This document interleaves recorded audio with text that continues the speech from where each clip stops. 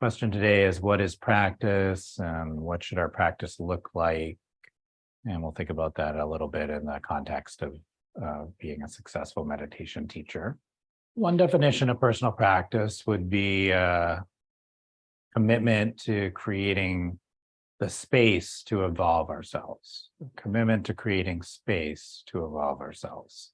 And in that space, we practice techniques often, but the goal is that they somehow lead us to a greater understanding of ourselves and the world we live in. So a personal practice is personal. It addresses the unique nature of ourselves, and at the same time, it's guided by a greater viewpoint or a set of teachings. And it's this balancing of the personal and universal that's the key to a successful practice. The balancing of the personal and the universal. We're all going to take a breath and let those ideas sink. The balance of those two things. Ideally, eventually they become one thing, but for most of the ride we're on, there's two things, right? Sort of floating through our awareness. So what's the personal? I'm a person, I'm a human, I have this body, and all the things that might entail for us, even in something as simple as sitting in meditation. What unique challenges, superpowers does my body have that I can do this practice? Yoga, asana was kind of invented for this purpose, to allow us to meditate. And of course, we have our experiences and all the things from our past that have brought us to this point. And this is all personal to each and every one of us. We have some universal experiences, but really, if you step back and think about how you perceive them, they're personal, right? Your family of origin, the way you grew up, all the ways in which your childhood informs you, makes you who you are today, all the things that you've had to do to work through the difficult parts of any of that. All of our strengths and weaknesses often come from these past experiences. Of course, in some traditions, it's looked at as we are going to free ourselves from all of those, which is a great idea. But also along the way, we have to really understand what they are, and what makes us unique because of them.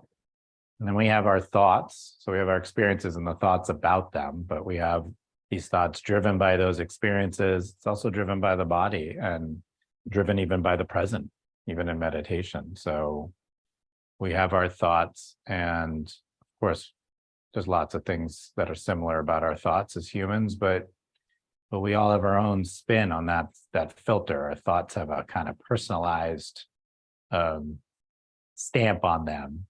There's even our personality affects our thoughts. And with all that, we have our current, present life circumstances.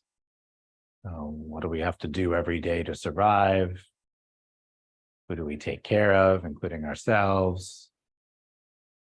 Do we have some illnesses or things we're struggling with personally that need to be tended to? So when some people think about sort of personal practice and the meditation teachings, and we read the texts and the instructions, there's a lot of universal, which we'll get to in a minute. But what a meditation teacher really does for somebody is help them sort of blend, these bigger teachings into some sort of personal package that suits the individual. And today we're our own meditation teacher. So today we have to take all these into consideration when we think about our own personal practice and what that looks like. In yoga teachings, there are these kind of concepts are addressed in these ideas of karma, which is how our past actions and experiences affect us presently, and dharma, which is like, what is the life path that we're supposed to be on in order to become more self-realized and know ourselves more. So I've always loved the way it's built into those teachings. And this is all personal. Nobody has the same dharma. No two people have the same karma. Just like fingerprints or snowflakes, like we mentioned last time, we're all different. So we're going to have all that in our space when we're thinking about what is the practice that would be most beneficial for us right now. We could even take a moment now and kind of say to ourselves, okay, what is my meditation practice? And in what ways am I considering all these things for myself when I put it together? The amount of time I spend meditating, the practices, even being in this course, right? Maybe part of your dharma and karma, right? To be here learning about this. And then we have the universal part of our practice.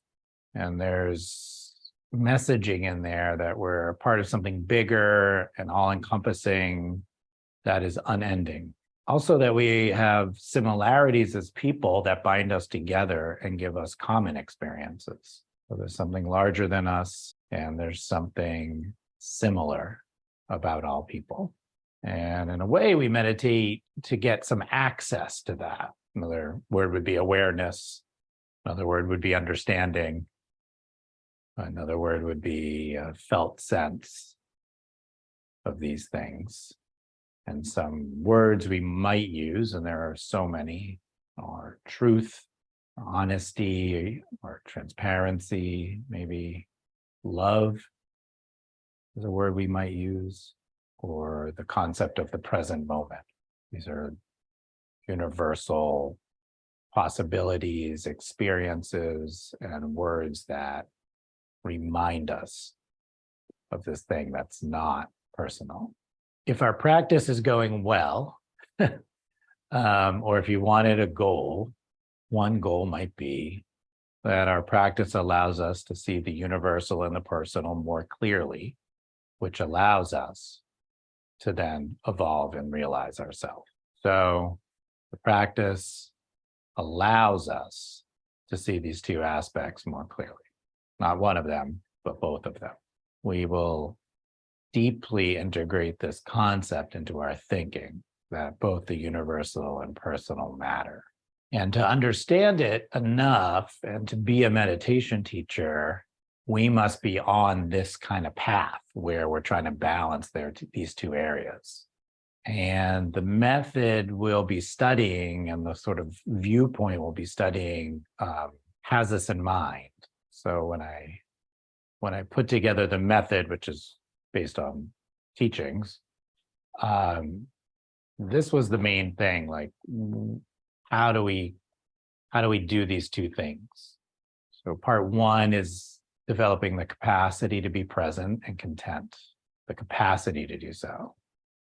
It's a shift in our state that allows us to be in the present moment and have that awareness.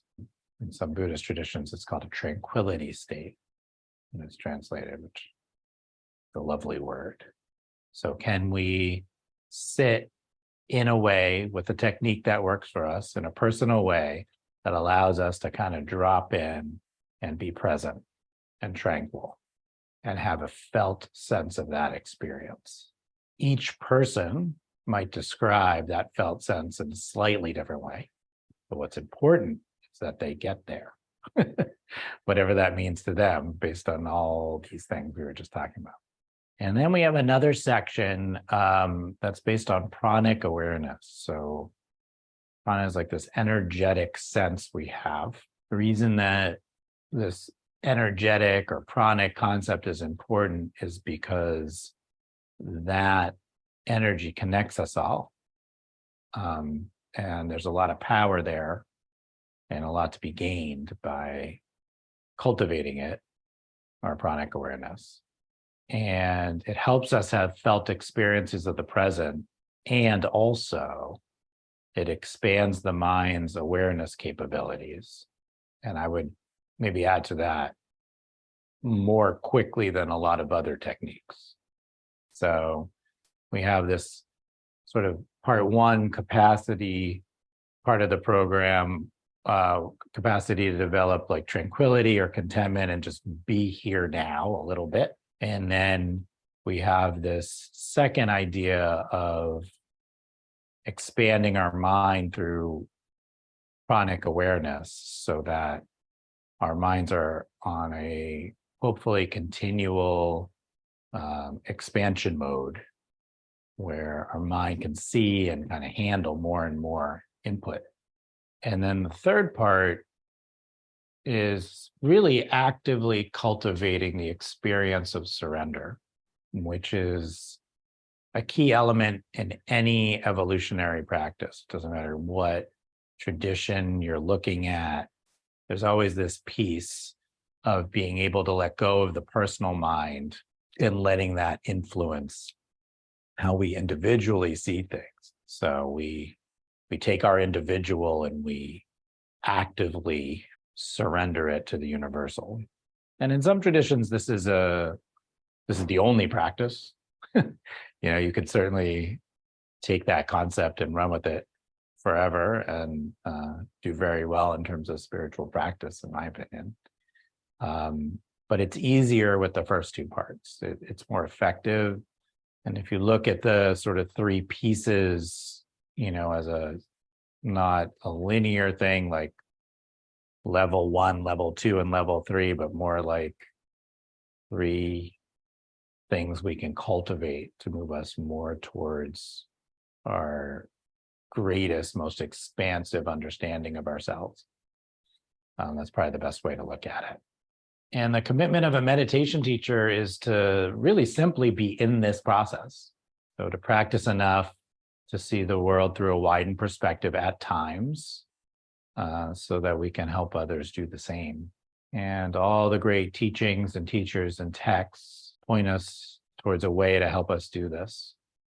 They orient us to this way of thinking. And I would offer that there's no precise formula for this, but it does require a commitment to a regular meditation practice,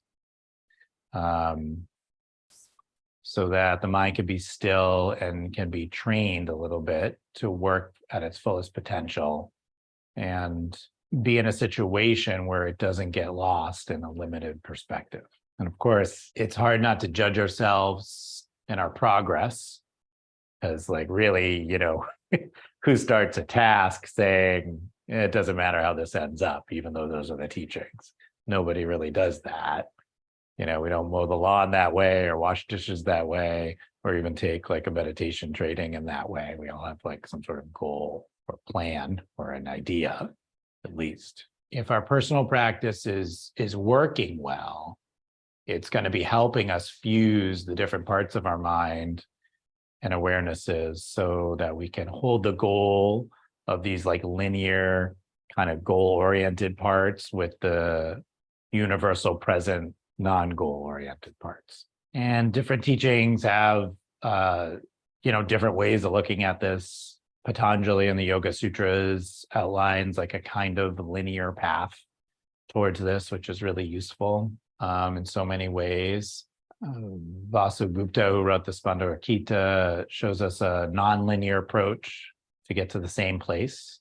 So like they're philosophically in some ways totally different, but they're not really different, despite what all the arguers of the world might tell us, right? Every teaching has a useful viewpoint, and they're all trying to get us to understand a universal truth and have us do that in the context of understanding our personal spiritual nature. So it's always in there somewhere. So in terms of ourselves and our practice, what are we going to ask of ourselves, right? What do we ask of ourselves with all this in mind, right? In terms of having a personal practice, some ideas that I just like to put in our heads at the beginning of this training is it should be systematic in some way, right?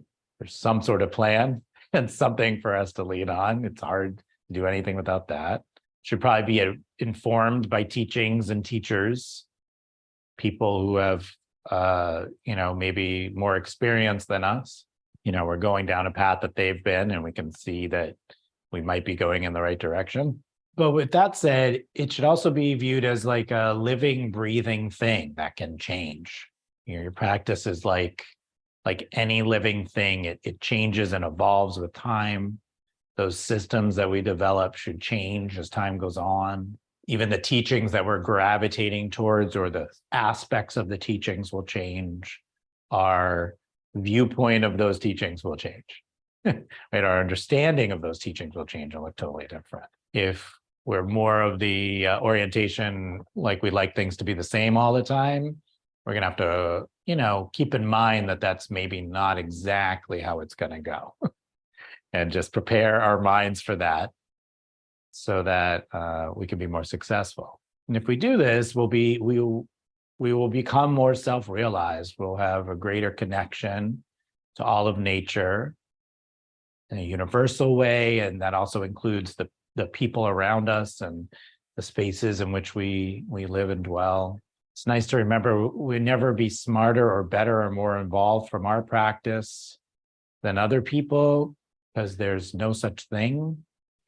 Because in a way, we're all the same doing this thing. So it's definitely about personal evolution, but we can use our experience as a vehicle to understand others a little bit more and to help them in their process. That's our goal in terms of helping other people, is just to really use those nuances in our understanding of ourselves to help somebody along that same path.